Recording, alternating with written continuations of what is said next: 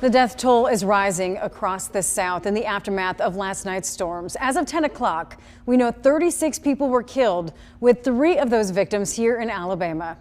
You're taking a look at some of the destruction left behind in Calera. Thank you so much for joining us here at 10 o'clock. I'm Brittany Decker. WVTM 13 was live with team coverage for more than 9 hours straight yesterday, as we saw 24 tornado warnings across central Alabama. During that time, 2 people were killed in Plantersville and another person died in Winterboro. In Talladega County, the old Winterboro High School was also heavily damaged in the storm. We want to show you here a school bus thrown on top of the school building, all from the powerful wind.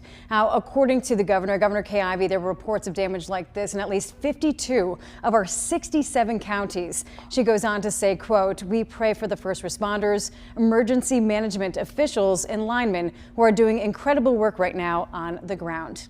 Many of those crews are working to restore power across the state to people who have lost power, but the situation is quickly improving. Right now, we have more than 2,000 Alabamians without electricity, so that's down by more than 3,000 since our 5 o'clock update.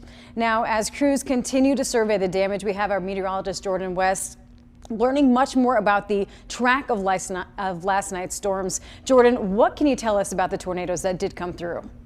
Well, we had 39 tornado warnings yesterday issued from Saturday morning all the way through the late night on Saturday too. And here's a look at just all of those tornado warnings. And it's important to remember that we have different National Weather Service offices at play here. We have the office for Central Alabama, that's the Birmingham office. There's an office in Huntsville too, and an office down in Mobile. And they've been working extra hard last night and over the past 24 to 48 hours, issuing these warnings and kind of warning people when they need to get to their safe place. Most of the warnings did end up here in Central Alabama, and this is a look at the preliminary tracks for some of these tornadoes. Now, none of these, or I should say most of these, aren't officially confirmed, but this is where the National Weather Service says they have a good idea of where the tracks are. For example, Banks and down in Troy, another track up in Daviston and Jackson's Gap,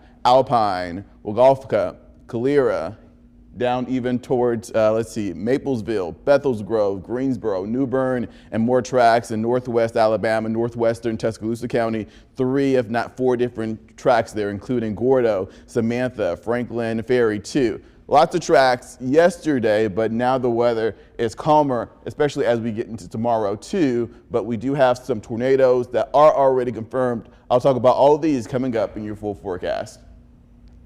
Jordan, thank you. Now, today we use Sky 13 to show you a lot of the extensive damage. So this is a view over Burton Campers. This is in Calera. So here you see many trailers that are overturned here. The structural damage with the building here too. This is why we tell you to not stay in a mobile home if there is a tornado. You see debris all around and just a lot of destruction here in the Calera area. Also in the city, we move over to the video of the Alabama Army National Guard building. You could see here a view from the roof, the top of the roof, a hole in the front and a hole in the back of the roof here. So a lot of the destruction in that area. And over to Calera too, the Baptist Church in the area, similar story here. The roof ripped off for the power of the storm. You could even see workers here on the roof, already starting to repatch this today. A lot of cleanup and people in recovery mode at this time. We want to get over to WVTM 13's Bryce Oslin. He spent the day in Calera, and he's just telling us how the community is all trying to work together to pick up the pieces. Multiple homes in the city of Calera damaged by severe weather. People I spoke with say now is the time to lend a helping hand. It doesn't cost anything to help somebody. It doesn't cost anything to show kindness. It doesn't matter who you are, where you live, what color you are, what you believe, who you love, who you don't love.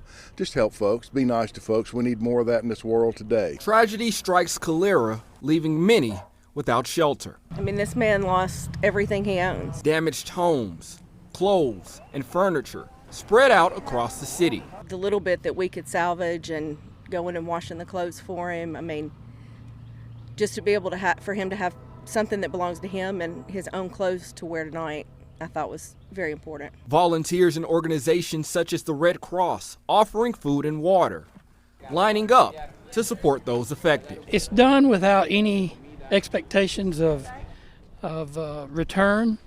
It's give. It's all about giving and not about receiving. We're just here to bring them hope and to, just make sure they have the essentials that they need, everyday essentials. That's what the Red Cross does. As organizations help those affected get back on their feet, people plan to continue cleaning their community and helping those in need. Because that's what you do. You help your neighbor, always.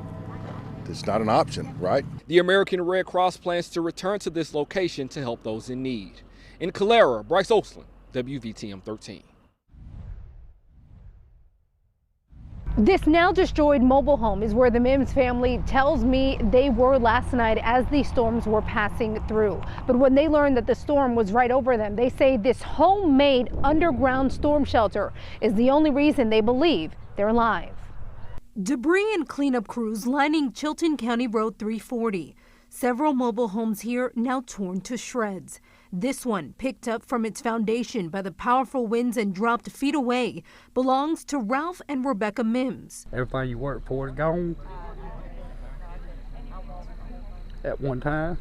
Who spent all day Sunday trying to salvage 15 years of memories, now nearly entirely ruined. We've got pictures, Yeah, we've got a few clothes. We still got to go through a lot. You said hitting a lot of people, you just don't expect to hit you, but it did.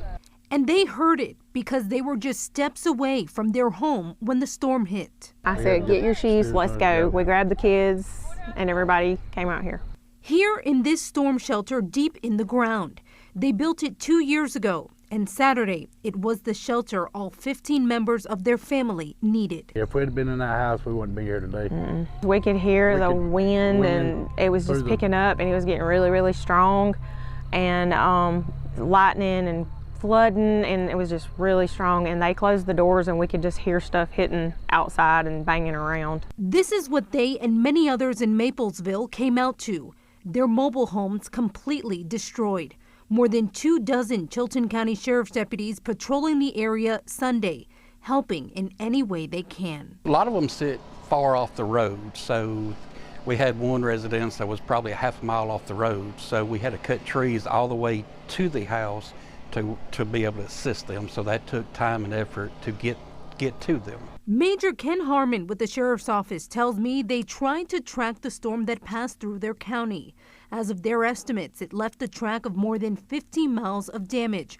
With people in need, the Clearwater Cowboy Church opened their doors to help. EMA wanted to come in and set up the command center here, so therefore we opened up so people could bring food supplies in as needed. Danny Nichols has helped carry out 3 carloads of food Sunday alone and plans on doing more in the coming days. Just, it's a little something to help them get by.